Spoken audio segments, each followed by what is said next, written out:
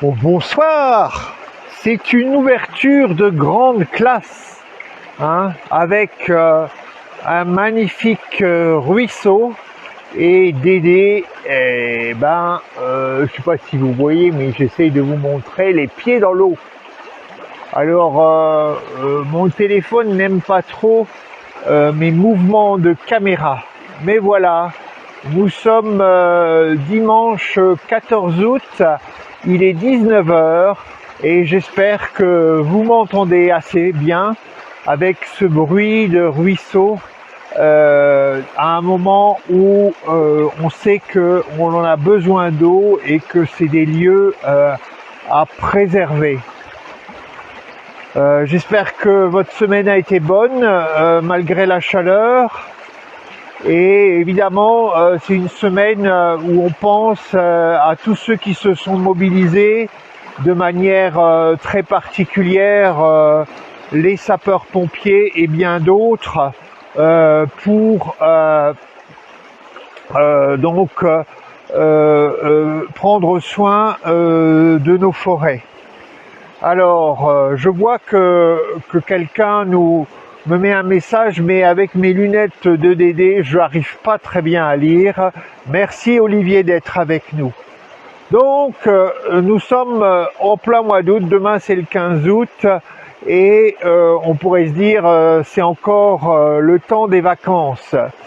Mais on peut quand même se donner quelques nouvelles, hein. D'abord, il y a eu vendredi 12 août la journée internationale de la jeunesse, et peut-être que ceux qui ont suivi un peu ce Youth Day sur les réseaux, vous avez vu combien la question du rôle des jeunes dans la mise en œuvre de l'agenda 2030 a été évoquée.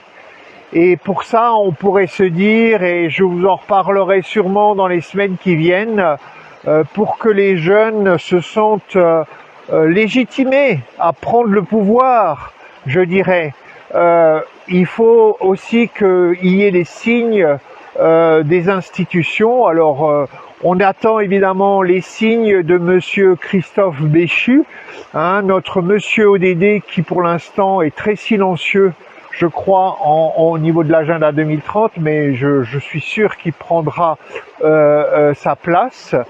Et puis, plus que ça, hein, bien d'autres. Et donc, on aimerait bien, et on en reparlera, que l'éducation au développement durable devienne quelque chose de très mobilisateur dans les années qui viennent et renforce cet élan de la jeunesse pour l'agenda 2030.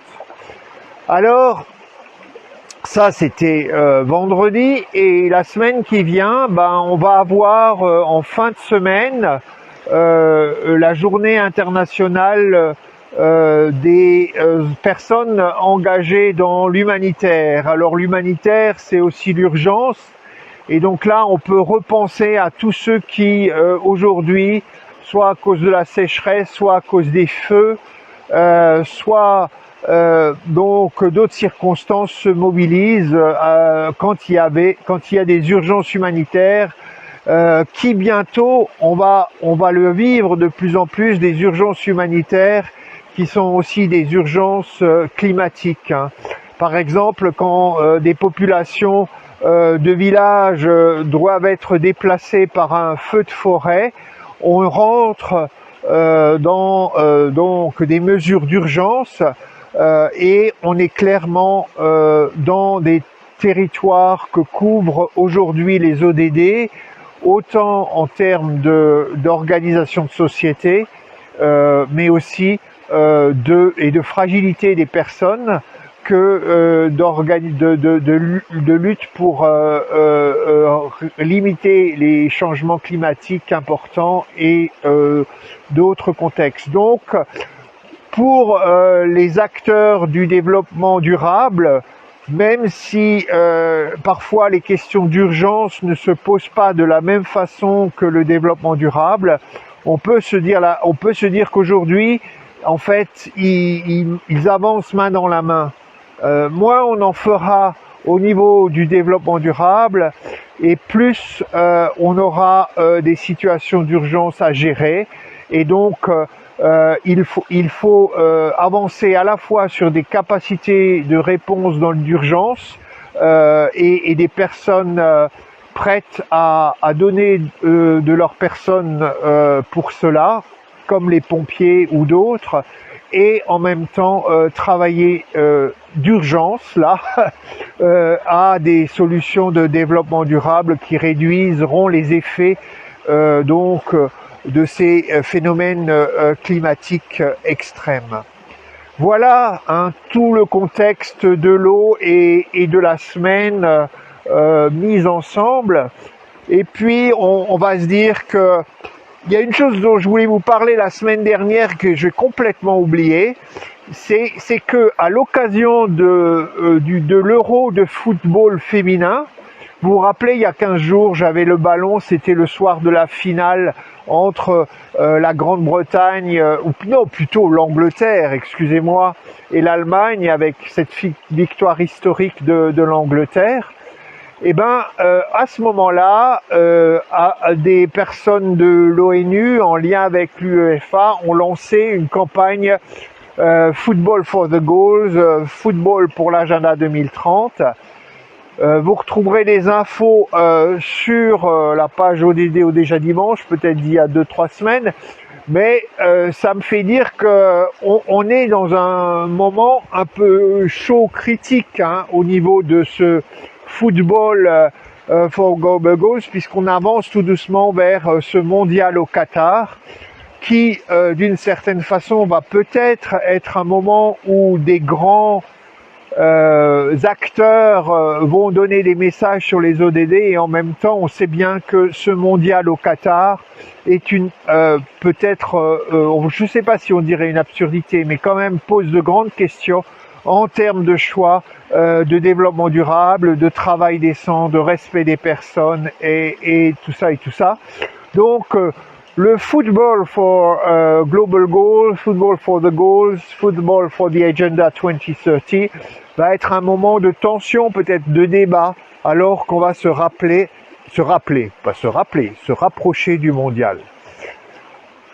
Ça, c'est une chose, mais bon, c'est quand même important. Et j'ai vu récemment que, par exemple, l'APOD, l'Agence pour la promotion des ODD, a fait un travail extraordinaire autour du football au Bénin. Bravo Razak, bravo à tout cela. Je pense que les ballons ODD et le football for the goals peut être un vrai vecteur de promotion de l'agenda 2030.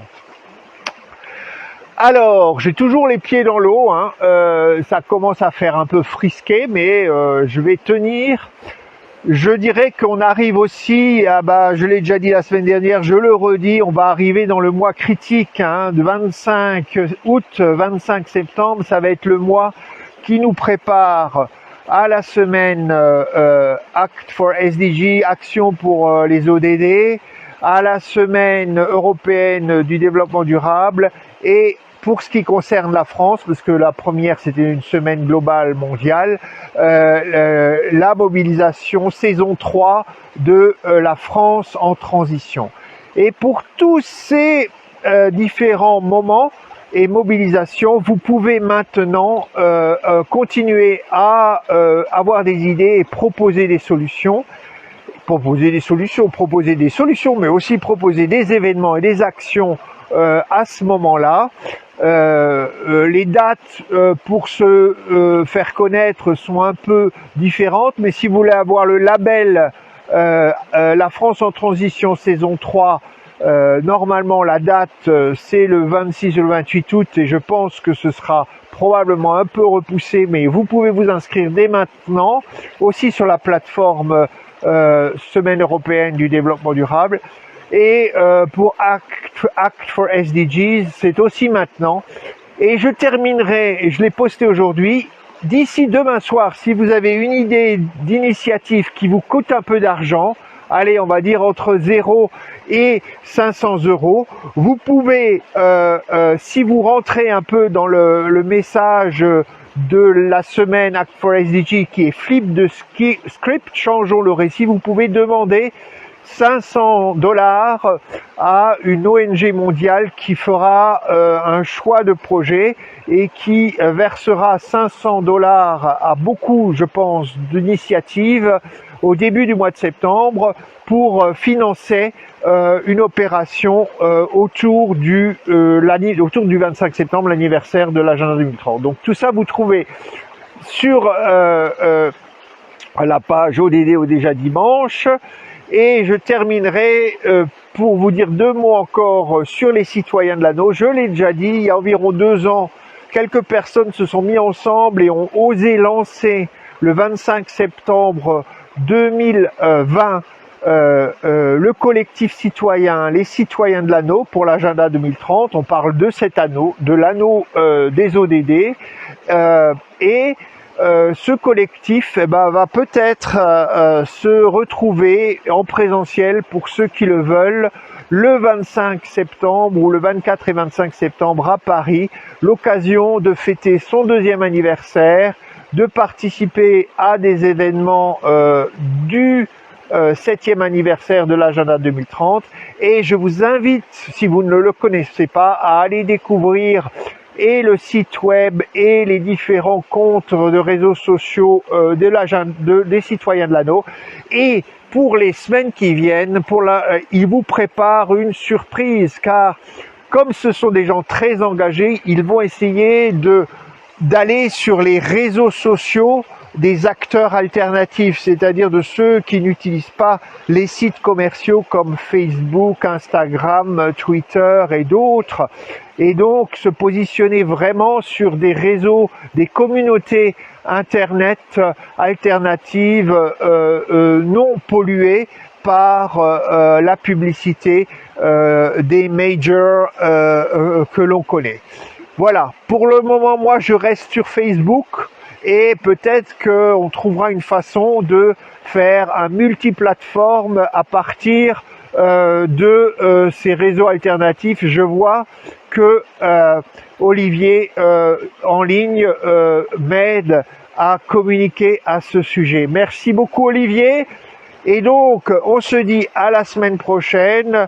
On sera le 21 août. On sera donc juste un jour après cette fameuse journée internationale de l'action humanitaire donc on sera vraiment tout près du compte à rebours des 30 jours d'ici le 7e anniversaire de l'adoption de l'agenda 2030. D'ici là, portez-vous bien, prenez soin de vous, il va peut-être encore faire chaud. Une pensée encore pour tous les acteurs qui se mobilisent contre les feux de forêt en France. À très bientôt. Allez, bonsoir, bonne semaine, ciao ciao.